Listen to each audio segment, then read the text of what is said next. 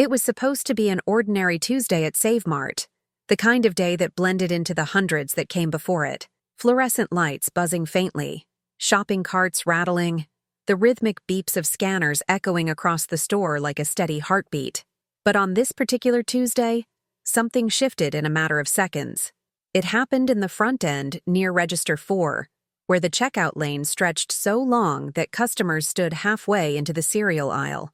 The store air carried a mixture of bakery sweetness, a hint of cleaning solution, and the low hum of chatter. Emma Rodriguez, 7 months pregnant and doing her best to stay focused on her tasks, stood behind her register with the quiet resilience she had perfected. She was tired. Not the kind of tired a lunch break could fix, but a deep, bone-level exhaustion that came from months of pushing herself harder than she should have. Her back ached brutally that day, a dull, throbbing pressure that pulsed up toward her shoulders. Her ankles were swollen beneath her black non-slip shoes. Even so, Emma gave each customer a warm smile, one that was softer now because she didn't have the energy for brighter expressions. But people liked her. They always had. She moved with a certain gentleness, scanning items at a steady pace, thanking every customer, greeting every child, making adjustments when older customers struggled with card readers. She was the kind of cashier customers looked for, the kind who remembered faces and small stories. That morning, around 11:40 a.m., her whole body warned her that she needed to sit down. She ignored it, as she usually did. She still had nearly 4 hours left before the shift ended, and despite knowing the policies, she knew Derek Patterson, her manager, would not approve an extra break without making comments that cut deeper than any physical ache. She tried shifting her weight from one leg to another, hoping it would ease the strain, but it only made things worse. She imagined her daughter asleep inside her belly, unaware of the world's chaos, unaware that her mother was fighting silently to protect the both of them. By noon, the lines swollen with customers demanding to be somewhere else, Emma felt a tightening sensation move across her abdomen. Not a contraction, she hoped, but something close. She told herself to breathe. She reminded herself she needed the job. She reminded herself of the bills at home stacked on the kitchen counter. Rent, utilities, prenatal care, and the insurance. She couldn't lose the insurance. Not when her husband, Daniel, had been laid off 8 months earlier from a warehouse job he had worked since he was 19. They were scraping by on her Save Mart salary alone, grateful for every penny, terrified of losing it. When Derek appeared from the back office, his scowl was already settled on his face, deepening the permanent line between his eyebrows. He scanned the front end with irritation, as if the store's busyness were a personal offense or a result of the employees not working fast enough. Derek liked control, liked the feeling of power that came from giving orders, from seeing employees shrink when he raised his voice. He had always acted as if the store were his kingdom, and the workers merely background props he could arrange as he wished. He approached Emma's register at 12:18 p.m. Her discomfort had grown sharper by then, a pressure she could no longer ignore. She turned to him with the kind of cautious dignity that came from months of enduring hostility. She asked for a 5-minute break, her voice soft but steady. She didn't mention the pain. It had never helped when she did. She simply said she needed to rest for a moment. Derek scoffed as though she were asking for something outrageous. He said breaks weren't for people who wanted special treatment. He pointed toward the customers, insisting they were waiting because she couldn't keep up. He dismissed her request instantly, then walked away without waiting for a response. Emma breathed in slowly, swallowing the sting of humiliation. She felt the familiar trembling in her hands, not from fear, but from the desperation of someone who needed to stay calm to protect her child. 20 minutes later, Derek came back, and this time, he arrived angry, frustrated, and ready to unleash his bitterness on the easiest target he could find. The exact moment he stopped near Register 4 felt like the air thickened. He stared at Emma, his eyes narrowing as if he were counting all the ways she disappointed him simply by existing. Then he said the sentence that would echo across the internet millions of times. He said she was too pregnant to work, too pregnant to be around the customers, that her belly was scaring people away, that she was slowing down the store, that if she wanted to lie down all day, she should stay home and stop being a burden to everyone else. The store froze. The customers froze. Even Emma froze. The entire front end fell into an eerie silence, thick enough to feel like a physical presence. Most people had never seen someone speak to a pregnant woman like that. Not in public, not with malice, not with such cruelty. A gasp traveled across the queue, and within seconds, 4 customers lifted their phones. They recorded everything without hesitation. They didn't need prompting. The injustice was too blatant to ignore. Emma didn't speak. She couldn't. The shock had wrapped around her like a heavy blanket, and even if she found the words, her voice would have cracked. She felt her daughter shift inside her belly, almost as if the baby sensed her mother's distress. Heat flushed over Emma's skin, a mixture of shame and disbelief. She thought of all the hours she had worked without complaint, all the shifts she had covered for others, all the nights she had gone home in tears because Derek found another way to belittle her. And now, this. Humiliation in front of a store full of witnesses. The customers, however, were not silent. A woman named Sarah stepped forward, furious. She had her own 3 children, worn into the lines of her face, and she recognized cruelty when she saw it. She scolded Derek loudly, without fear, telling him no decent manager would speak to an employee that way. She said that Emma deserved respect, especially while pregnant. Her voice shook with outrage. Beside her, Marcus, an attorney who had walked in simply to buy a soda during his lunch break, intervened. He told Derek that he was in violation of federal law. Pregnancy discrimination was illegal, and he had just documented himself committing it in front of witnesses. His voice was controlled, but there was an undercurrent of steel to it.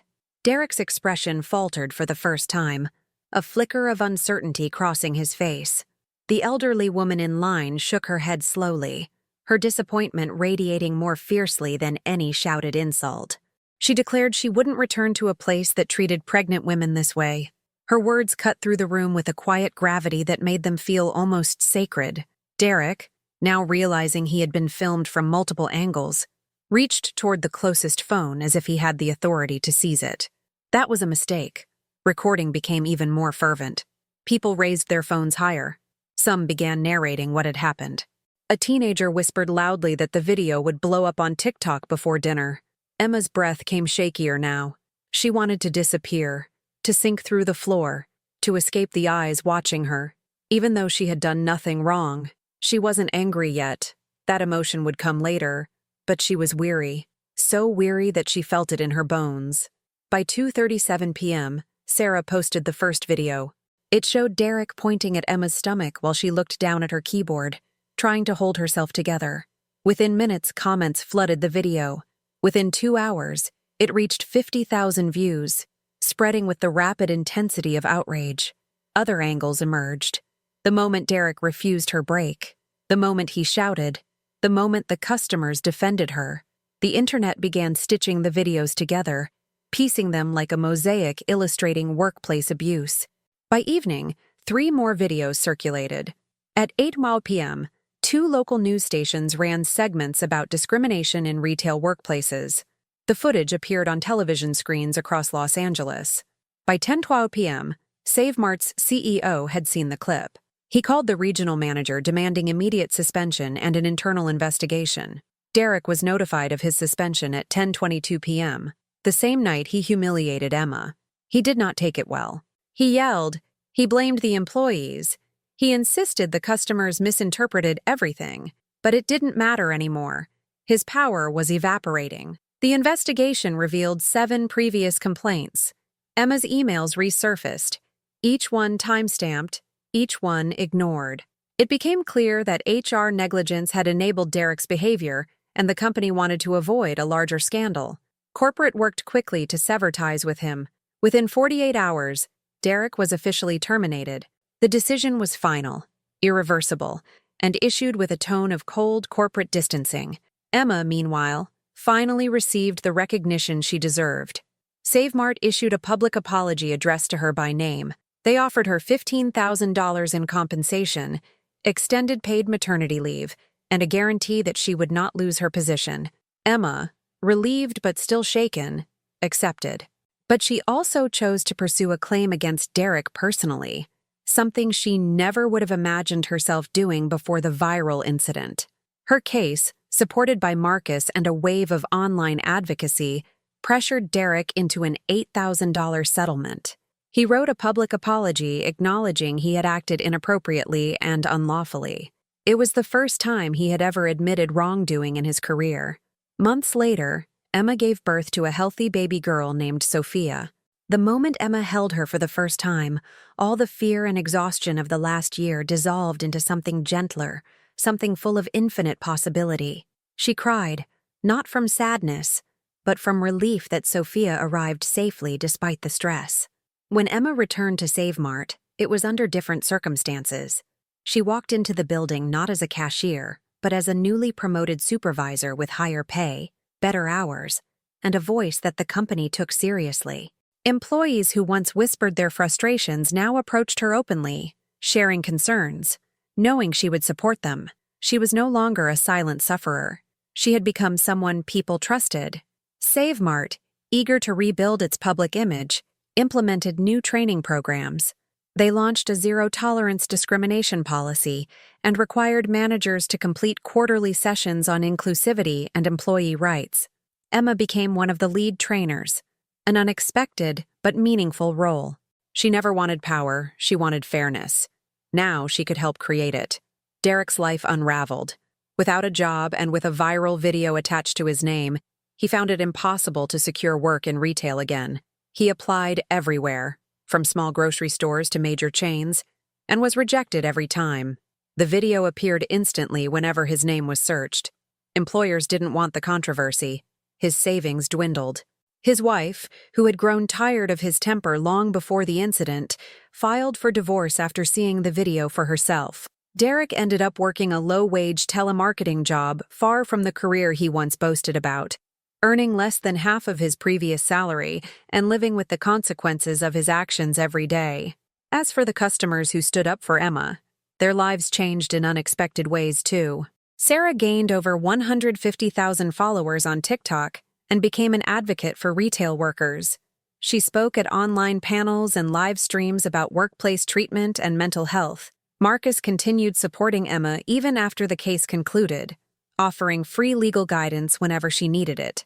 The elderly woman returned to Save Mart only after Derek was gone, and she always chose Emma's line when she shopped, believing loyalty mattered when someone had suffered unfairly.